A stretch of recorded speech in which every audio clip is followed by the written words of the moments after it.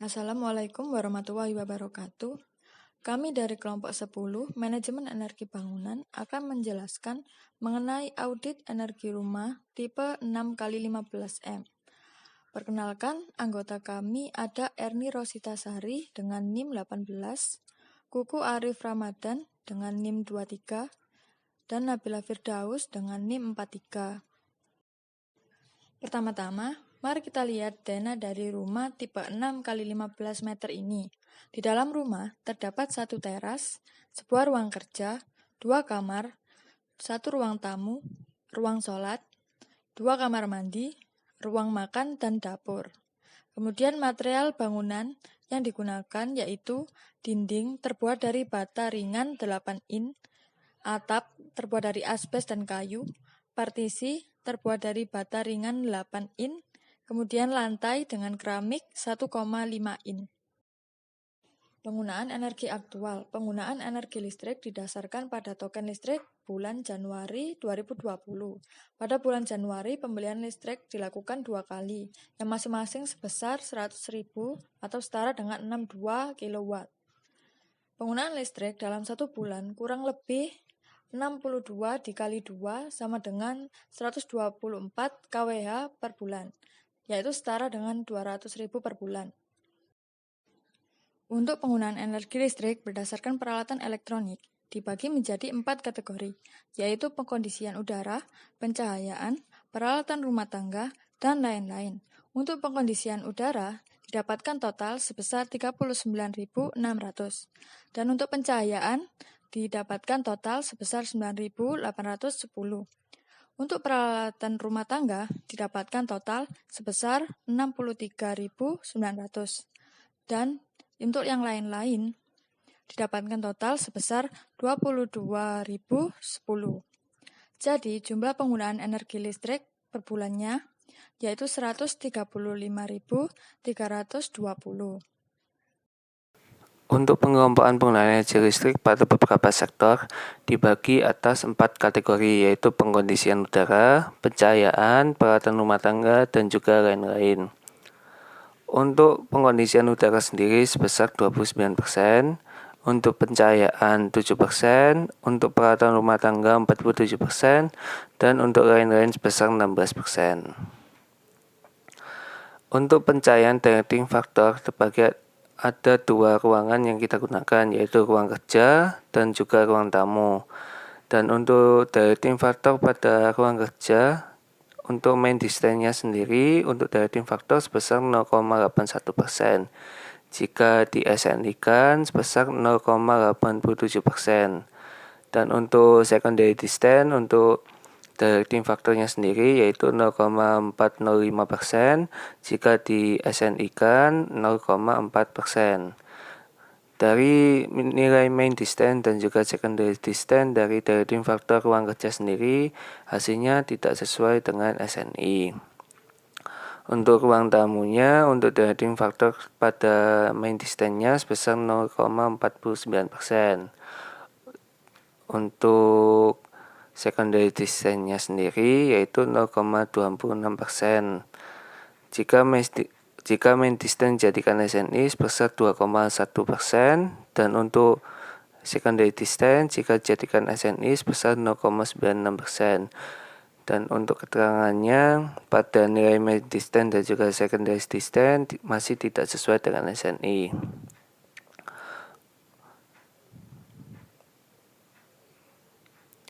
Untuk pencahayaan buatan sendiri, kita lakukan pengukuran dengan luxmeter pada 7 ruangan, yaitu pada kamar tidur 1, 2, ruang sholat, ruang makan, dapur, dan juga kamar mandi 1 dan 2. Jika dilihat pada intensitas cahayanya sendiri, pada kamar 1 sebesar 26,75 lux, untuk kamar 2 15,75 lux, dan untuk ruang sholatnya 10,67 lux, dan untuk ruang makannya 18,5 lux, dapur 25,25 lux, kamar mandi 1 24,5 lux, dan kamar mandi 2 24,5 lux. Jika dibandingkan dengan SNI, dari hasil Laksmeter sendiri masih tidak sesuai dengan SNI. Nah, untuk analisis cooling load-nya sendiri, data yang dibutuhkan yaitu jumlah penghuni dan barang elektronik di ruang tersebut. Untuk jumlah penghuninya sendiri hanya 1 orang. Untuk peralatan elektroniknya yang digunakan yaitu printer dan juga mini komputer. Untuk ukuran dan jenis material bangunan sendiri, kita terbagi atas 4 bagian yaitu dinding, atap, partisi, dan floor dan lantai. Untuk dindingnya sendiri terbuat dari bata ringan, untuk atapnya terbuat dari heavyweight concrete, untuk partisinya terbuat dari bata ringan, untuk lantainya terbuat dari keramik. Untuk jenis ruangannya sendiri yaitu 3x3x4 meter. Dan ruangan yang digunakan yaitu kamar tidur. Untuk lightingnya sendiri menggunakan lampu LED. Tujuan dari analisis cooling load ini untuk mengetahui besarnya beban pendingin atau cooling load. Pada slide ini akan dibahas mengenai cooling load. Jadi cooling load diambil dari salah satu ruangan yang ada di rumah tersebut, yaitu kamar 1 dengan ukuran ruangan 3x3x4 meter. Untuk cooling load-nya sendiri, dia berasal dari 5 sumber. Yang pertama ada building envelope, lalu ada infiltration air, lighting, appliance, dan human occupants. Perhitungan didasarkan pada beberapa data, yaitu yang pertama jumlah penghuni. Untuk kamar tersebut hanya dihuni oleh 1 orang, sedangkan peralatan elektroniknya hanya terdiri dari printer dan mini komputer. Lalu material bangunannya, bagian dinding dia terbuat dari bata ringan, atap terbuat dari heavyweight concrete, lalu partisi juga dari bata ringan, dan juga lantainya berupa keramik. Untuk lightingnya sendiri menggunakan lampu LED. Berdasarkan perhitungan yang sudah dilakukan, didapatkan cooling load sebagai berikut. Untuk building envelope, bagian atap, cooling load-nya sendiri sebesar 107,26 watt, lalu bagian dinding sebesar 42,9, bagian lantai dan juga partisi 1 cooling load-nya 0, lalu partisi 2 17,16, partisi 3 14,91. Untuk infiltration air-nya, cooling load-nya sendiri sebesar 612. Lalu untuk lighting hanya sebesar 5,39. Untuk appliance sendiri atau peralatan elektronik, printer menghasilkan cooling load 6,12, lalu mini komputer sebesar 178,75. Untuk human occupants-nya sendiri, yang visible dia menghasilkan cooling load sebesar 52,5 dan laten 45. Sehingga total cooling load yang ada di ruangan tersebut sebesar 1081,69 dengan satuan watt. Berikutnya membahas mengenai intensitas konsumsi energi atau IKE. Jadi perhitungan IKE ini didasarkan pada energi aktual yang berasal dari bill listrik yang ada di rumah tersebut. Jadi beberapa slide sebelumnya telah dibahas bahwa dalam 1 bulan berdasarkan bill listrik, rumah tersebut mengkonsumsi energi sebesar 124 kW. Diasumsikan dalam setiap bulan menggunakan atau rumah tersebut menggunakan daya sebesar 124, sehingga dalam 1 tahun tinggal dikalikan 12, hasilnya sekitar 1488. Dengan luas bangunan rumah tersebut yaitu 15 kali 6 atau setara dengan 90 meter persegi. Untuk IKE sendiri rumusnya yaitu konsumsi energi dibagi dengan luas bangunan. Konsumsi energinya tadi dalam 1 tahun sebesar 1488 dibagi 90, sehingga didapatkan IKE dari rumah tersebut adalah 16,53 kWh meter per tahun. Nilai IKE tersebut termasuk dari rumah tersebut efisien atau sangat efisien, jadi masuk kategori sangat efisien. Berdasarkan pemaparan slide-slide sebelumnya terkait kondisi rumahnya, maka ada beberapa rekomendasi. Yang pertama tentang ventilasi dan indoor air quality. Jadi rekomendasinya yaitu menambahkan ventilasi pada kamar 1, kamar 2, dan juga ruangan sholat. Tujuannya yaitu untuk suplai udara luar. Karena di ruangan tersebut tidak menggunakan AC, jadi tidak masalah jika ada ventilasi. Karena ventilasi tersebut bisa menambahkan udara luar sebagai penyejuk ruangan istilahnya. Lalu yang kedua, menambahkan ventilasi pada kamar mandi 1, kamar mandi 2, dan juga dapur. Tujuannya yaitu untuk suplai udara luar agar menghilangkan kelembapan, bau, dan kontaminasi berlebihan pada ruangan. Lalu berikutnya pada sistem elektrik. Jadi secara khusus di sini dilakukan rekomendasi pada pencahayaan karena berdasarkan data sebelumnya, ternyata pencahayaan di rumah tersebut masih belum sesuai standar. Hampir keseluruhan pencahayaan belum sesuai standar. Oleh karena itu, dibutuhkan beberapa rekomendasi. Yang pertama, mengganti lampu yang kurang efisien, terutama lampu yang terbuat dari bola dengan lampu LED, karena ada beberapa ruangan yang ada di rumah tersebut masih menggunakan lampu bolam. Lalu berikutnya, mengganti atau menambahkan lampu yang belum sesuai dengan SNI.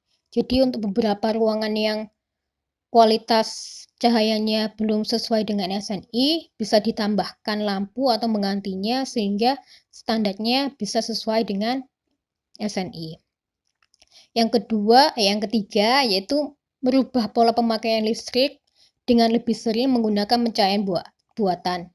Jadi di sini penggunaan pencahayaan